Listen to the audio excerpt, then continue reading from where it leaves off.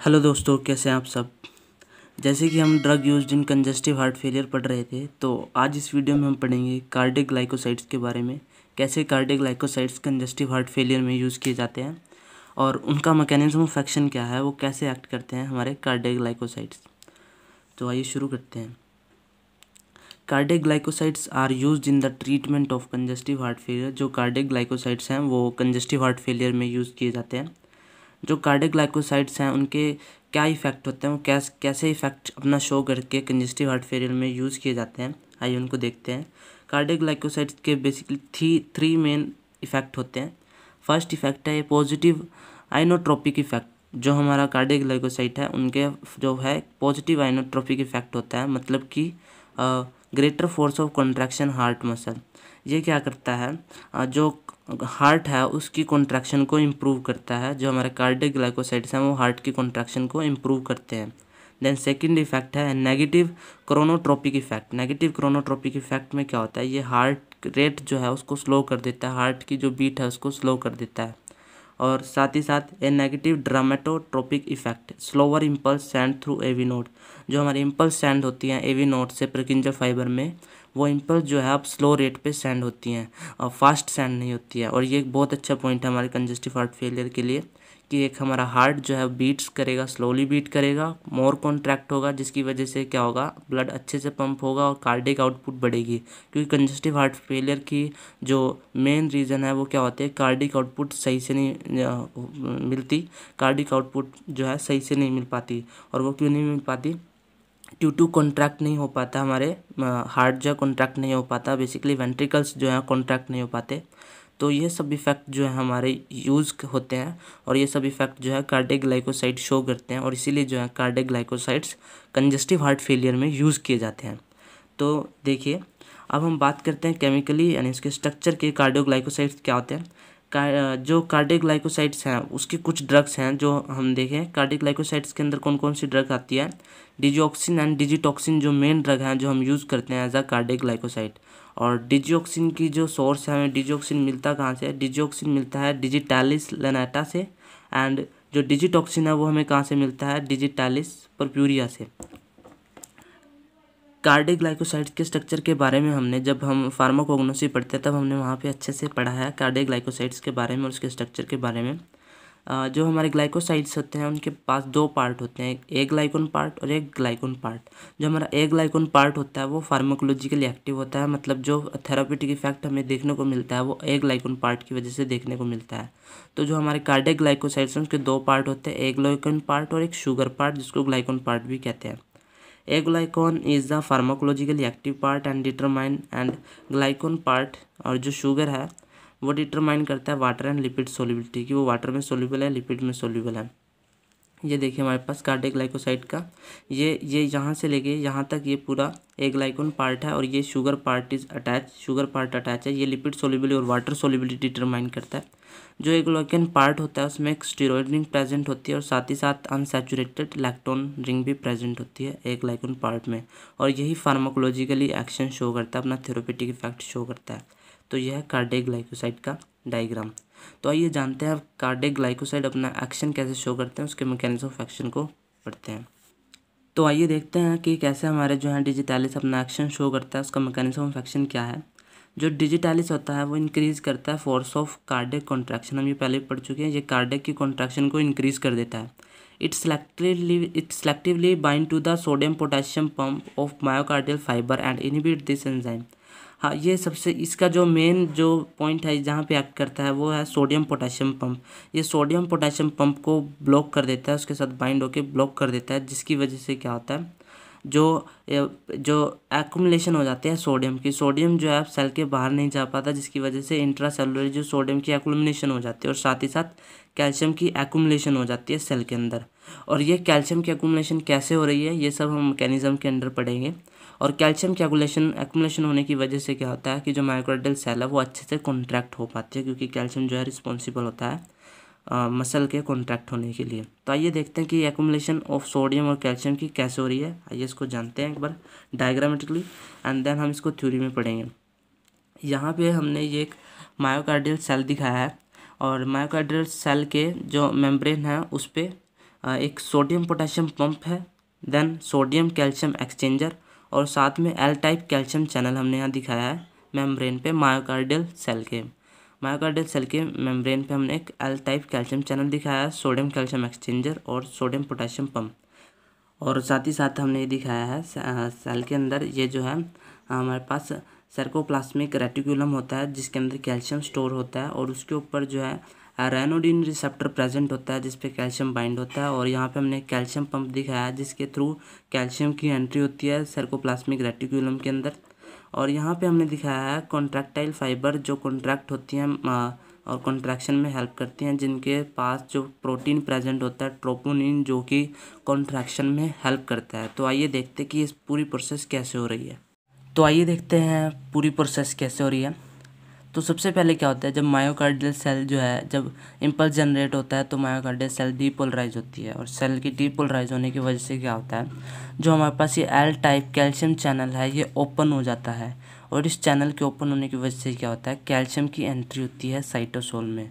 Then this calcium is bind to this ryanodine receptor जो कि present होता है सार्कोप्लाज्मिक रेटिकुलम के ऊपर और ये रायोनोडाइन रिसेप्टर पर बाइंड होता है और ये रिसेप्टर पर जब जैसे ही बाइंड होता है ये ट्रिगर करता है सार्कोप्लाज्मिक रेटिकुलम को टू रिलीज द कैल्शियम, ये कैल्शियम को फिर रिलीज़ कराता है। जब ये कैल्शियम इस पर बाइंड हो जाता है देन कैल्शियम यहाँ से रिलीज़ हो जाता है।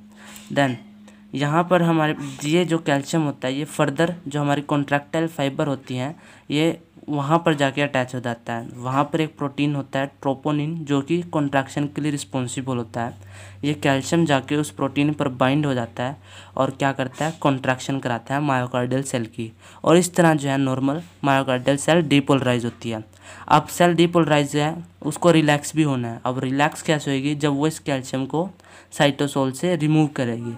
अब कैल्शियम को रिमूव करने के लिए साइटोसोल से दो वे होते हैं, या तो वो सोडियम एक्सचेंजर के थ्रू कैल्शियम को रिमूव करेगी या कैल्शियम पंप के थ्रू कैल्शियम को वापस से रीअपटेक कर लेगी सार्कोप्लाज्मिक रेटिकुलम में।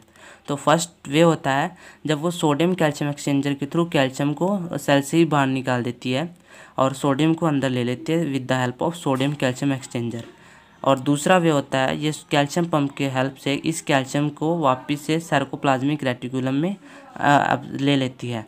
देन और हमारे पास यहाँ पे एक दूसरा पंप होता है सोडियम पोटेशियम पंप। इसकी हेल्प से क्या होता है, ये हेल्प करता है सोडियम की जो कंसंट्रेशन है साइटोसोल में वो लो रहे। अगर ये सोडियम को बाहर निकालता रहता है और पोटेशियम की एंट्री होती है, इसका हेल्प क्या है, ये सोडियम की कंसंट्रेशन को लो रखता है साइटोसोल में और सोडियम की लो कंसंट्रेशन रिस्पॉन्सिबल होती है functioning of sodium calcium exchanger. अगर सोडियम की कंसंट्रेशन लो है तभी ये एक्सचेंजर वर्क कर पाता है और इसीलिए ये जो सोडियम पोटेशियम पंप है ये सोडियम की कंसंट्रेशन को लो रखता है। तो अब देखते हैं कि कार्डियक ग्लाइकोसाइड क्या करता है। जो हमारा कार्डियक ग्लाइकोसाइड डिजिटालिस है वो इस सोडियम पोटेशियम पंप पर एक्ट करता है और इसको ब्लॉक कर देता है और इसके ब्लॉक होने से की वजह से क्या होता है, सोडियम बाहर नहीं जा पाता और उसकी कंसंट्रेशन जो है हाई हो जाती है और हाई कंसंट्रेशन होने की वजह से ये अब पंप वर्क नहीं कर पाता प्रॉपरली, जिसकी वजह से क्या होता है, अब कैल्शियम जो है एक्सपेल होता है। जब कैल्शियम सेल से दो वे होते हैं, कि ये वाला वे एक ये वाला वे। अब ये वाला वे तो ब्लॉक हो गया क्योंकि यहाँ पे सोडियम की कंसंट्रेशन हाई होगी और ये अब हाई कंसंट्रेशन पे वर्क नहीं कर पाएगा। तो अब हमारे पास यहाँ सिंगल वे ये बचा है कैल्शियम को साइटोसोल से रिमूव करने का। देन कैल्शियम जो है अब साइटोसोल में वापस चला जाता है, सिर्फ अब कैल्शियम यहीं जा रहा है, बाहर नहीं जा रहा है सेल से। देन जब दोबारा से जब एक्शन पोटेंशियल जनरेट होता है और सेल डीपोलराइज होती है तो जब कैल्शियम इस पे बाइंड होता है और जब कैल्शियम रिलीज़ होता है तो इस बार क्या होता है कि जो कैल्शियम है वो मोर अमाउंट में रिलीज़ होता है, मोर कैल्शियम जो है रिलीज़ होता है और जिसकी वजह से क्या होता है, मोर कॉन्ट्रैक्शन होती है। और इसी तरह जो है हमारे डिजिटालिस जो है कॉन्ट्रैक्शन के लिए, मोर कॉन्ट्रैक्शन के लिए रिस्पॉन्सिबल होते हैं। तो इस तरह से इनका मैकेनिज्म ऑफ एक्शन है। आइए उसको एक बार थ्योरी से पढ़ते हैं कैसे ये अपना एक्शन शो करता है। तो देखिए फर्स्ट पॉइंट है, when myocardial cell depolarize it result in opening of this L type calcium channel that allow calcium to flow down into the cytosol.